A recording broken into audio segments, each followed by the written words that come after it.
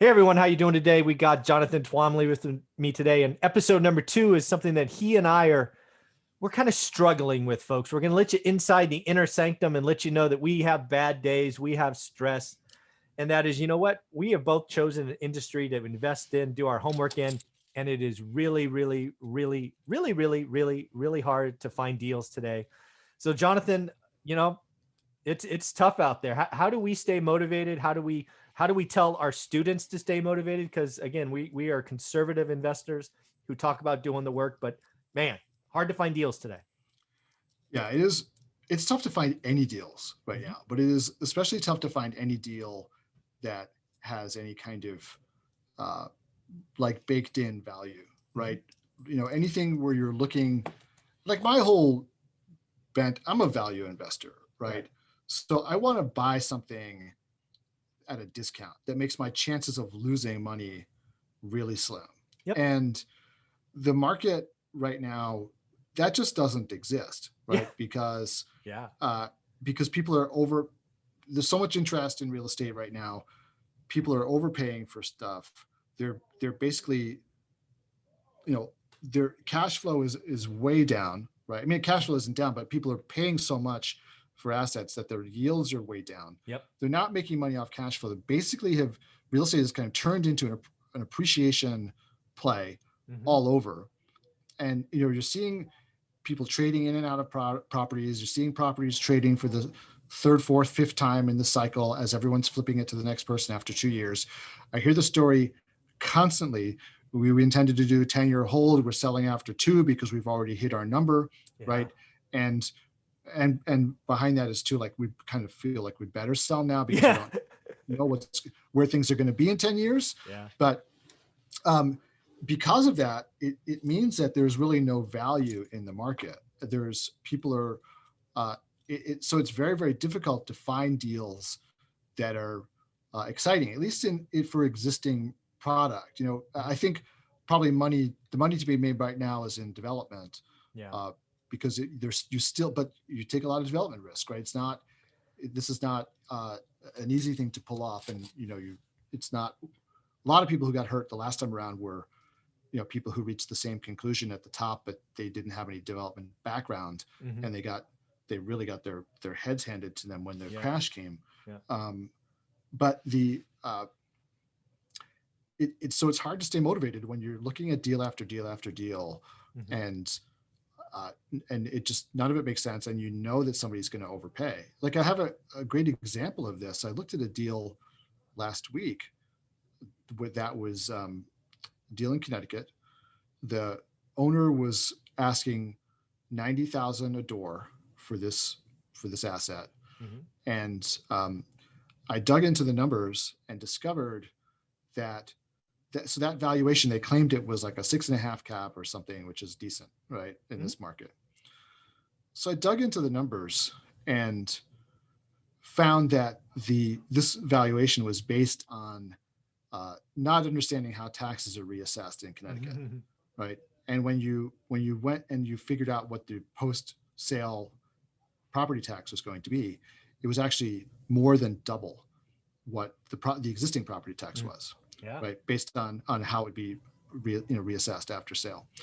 Basically, $140,000 difference in the taxes, right? Now, that alone, at the cap rate that they were implying for the deal, that alone took 2.5 million off the value of the asset, Wow. right? Then when you went in and added on other stuff, other expenses, this was self-managed. So the guy was doing everything himself, right? When you started adding in labor and you added in other costs, you actually wound up with, rather than the 7 million value that they were asking, about a $3.5 million deal, Oh, right? Now, wow. now, 50% haircut. yeah, Wow. now that represents a huge profit to the seller who Sure. bought the asset for, I think, 850. Oh, 10, wow. 10 years ago, 10 years ago or something like that, or Wow. whenever. Yeah. So he's talking still about, quadrupling his money, Sure. right? And so big payday, and that would be kind of like, yeah, sort of what you might, even in a hot market, like, yeah, 4 times your money in 10 years is pretty good return, Yeah. right? pretty good return. But not, this is more than 10 times his money, what he's asking for. And in just 10 years. And so I went back to the broker and I said, look, you guys, this is not the tax. This is not your pro forma tax is the current tax. This is the real tax. It's going to be, more than double. And there's these other expenses. And the broker was like, yeah, I get it. But we actually already have offers for 87 a door on this deal. Wow. Which means that people are buying on the pro forma without even understanding how to calculate the taxes. They were probably, if they got to a value of 83 or 87 a door in that deal, they were probably adding in a little more money maybe for labor, or they figured their insurance cost was going to be higher or something like that. But they missed the calculation for the property tax.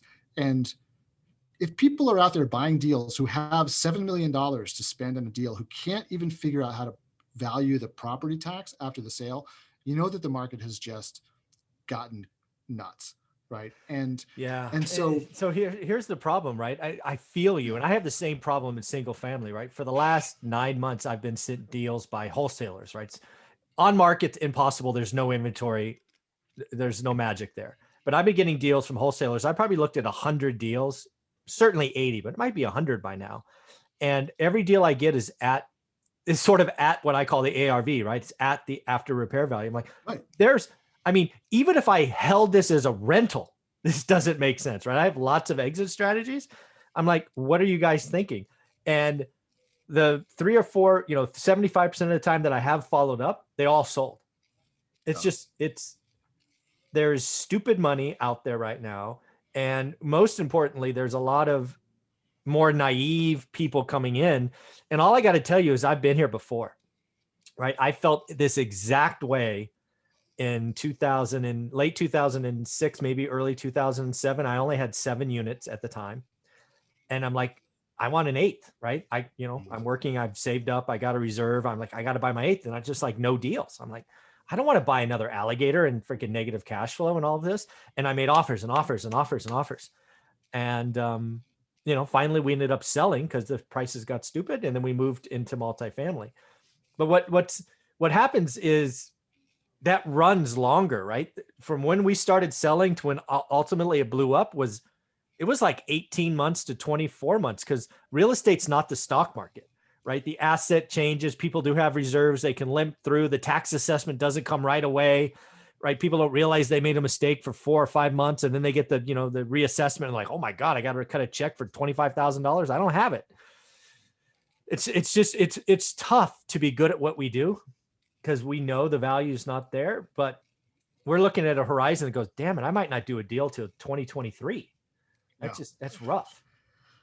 I had a student just close a deal the other day. Oh, nice. Yeah, it was great. But it was, he said, Jonathan, this is the first deal I closed in 36 months. I have not been able to find anything for all this time. And he's even not even in a major market. And it's just, but anybody trying to find a deal that has, any kind of upside to it at all, that's other than just the hope that prices will continue to rise and somebody will pay you more. But I'm talking about real upside, like the real ability to raise rents without having to do a whole value add to it, right? The ability to just capture some baked in equity on the deal, or just seeing some value that other people are missing. It's very difficult because the market is not all thinking the same way, right? There are people, there are times in the cycle where the only people who are in are the serious investors. And that's the best time to be investing because, everyone's pretty much coming out the same place on deals. Same numbers, because they're doing the same type of analysis, and you're not competing with the people who don't know what they're doing, or the people who, stupid money, or people who listen to that advice, like you should overpay just to get deals. Right? Yeah. that kind of unit ridiculous count all day long. Only unit count matters. What? Really? Only unit count? I don't think that's true. So those people are flooding into the market, and the market is drawing in all of the people who have been sitting on the sidelines for such a long time. Yeah. And it's tough. it just makes it very, very difficult to find deals that really make sense, that are not going to blow up Mhm. when the That's economy, that's kind of where I'm at. I'm very lucky that I'm in residential, because I think we feel the same pain, but I know residential just has more inventory. And I think we're about 6 months, maybe 9 months from just mom and pop investors or mom and pop owners. Now they're not even investors. It's like, hey, I've been in this house for 10 years. I want to sell. I want a bigger, better, blah, blah, blah. I'm going to go get this equity. I'm going to list. So I see a lot of inventory coming for residential, but I stand by my multifamily. I don't see a blow up in my market until 2023 or 24. I sold deals that were overpriced and they closed. I'm like, oh my God, right? This is not going to end well for you. I own that building for 10 years. I know what's coming. So it's just tough. And I'm lucky that I can go down. I can go to residential because multifamily is just, it's overpriced. Yeah. I mean, and I've been looking at other stuff too. I mean, I'm looking at residential, like just anything, just to try to do something and like, keep on growing the asset base and the cash flow. But it's tough. I mean, even when I'm looking at, it's funny when I'm looking at deals upstate, I've noticed like there's a certain, this would be vacation rental stuff, but there's a certain characteristic of deal that I'm starting to notice now that will get sold overnight. And it's basically like anything that's priced in the hundreds that is within that, if it has a view, forget it. But if it's like even like short distance to the lake, even without a view, it'll be sold literally, you'll see it hit Zillow and then it'll be pending offer like 2 days later. Wow. And those deals, because those are like the guaranteed money makers. Like, the deal it's selling for in the hundreds because it probably is really in bad shape, but you put 50 into it. Now you've got an asset that's worth probably 3. And also you can rent it on Airbnb super easily. Yeah. But those deals are just like the smart investors are grabbing those things like crazy. You don't even have time to move on them. Right. Yeah. So, but I'm looking at that stuff. And then of course, looking at cannabis assets and stuff too, where there's still some meat on the bone there. The thing that I was going to bring to you that I wanted to ask you about, and maybe we only do 2 episodes today because we both have to go in 15 minutes. I don't know. Maybe we won't. We'll see. But is the build for rent model, right? Yeah. I'm seeing build for rent in residential. That could really be a multifamily play. Because right now, as we know, multifamily's cap rates are down across the board, but there's more and more developers and builders that are selling to, frankly, hedge funds and insurance brokers, just entire communities, right? There was some examples in Texas and Atlanta. That might be interesting. There was like a headline, I didn't read the article because it was paywalled, but there was a headline, I think, and might have been the New York Times or something, about how like essentially like can individual homeowners compete with Wall Street anymore? Yeah. Like is Wall Street going to buy up all the homes? I actually got the source of that. Actually, I'm interviewing him today at 1:00. It came from this Investor Mania 2.0, the John Burns Real Estate Consulting. Oh, right. John Burns. Yeah, of course. So I'm talking to them at 1. Yeah. I mean, it's nuts what's going on. And I think like societally, I mean, we've kind of built society based on home ownership. And if Wall Street comes in, and I don't really like the look of America as a renter nation, to be honest with you. I think this is a really bad trend, but there's nothing as long as interest rates are what they are and nobody can get yield in anything else. Yeah, they're coming. The Wall Street's going to come after this asset. And for them, if they can get 3 points on it, they're going to be happy because, the alternative for them is a fraction of a percent and bonds. And, guys like you and me who need to actually live off, you can't do volume like that. Right. So we need to live off deals that cash flow well. It makes it very difficult. And, but back to what the question you asked, I mean, the build for rent. Mm-hmm. Yeah. I mean, listen, I think that this is a real thing. It's attractive because one of the nice things about building single family homes, if you can build it, not that I have experience, just I'm talking to people who do this. One of the nice things about it is that, you can actually sort of sell the homes as you go. So you have a lot less risk, right? The upfront cost is you got to buy the land, you got to get it permitted, you've got to install your infrastructure. Mm-hmm. But once you do that, you can, basically sell the first 10 houses and now you've paid for all that stuff. Right. And then you can basically just sell houses to meet demand. right? So you're not sort of getting ahead. And I think like a lot of the developers the last time around, the mistake they made was they thought like the demand is so unlimited that we Right. can go and build 250 houses At the same before time. we have Yeah. at the same time, Yeah. before we know if we can sell one of them. Yep. Whereas now what they're doing is they're literally like taking orders and building them Yeah. right as they're needed. Yeah. and Much slower. and being a lot more 5 to 10 at a time. Yeah. that's right, being much more conservative about the way that they're rolling out the product. And I talked to actually a multifamily developer too, doing the same thing, where they're like building in phases, building 2 buildings at a time for the same reason that they can control their exposure. Yep. That way, right? Yeah. And it's a wise move. Yeah, I think it makes a lot of sense. So I think it will, if you can do it. Yeah. I think there's something that you and I could probably look at it again. It's not even selling individual homes. What we would do in a model like this is we'd go get a tract of land or a suburb and go build 100 homes, but we wouldn't sell them one at a time. We would rent them.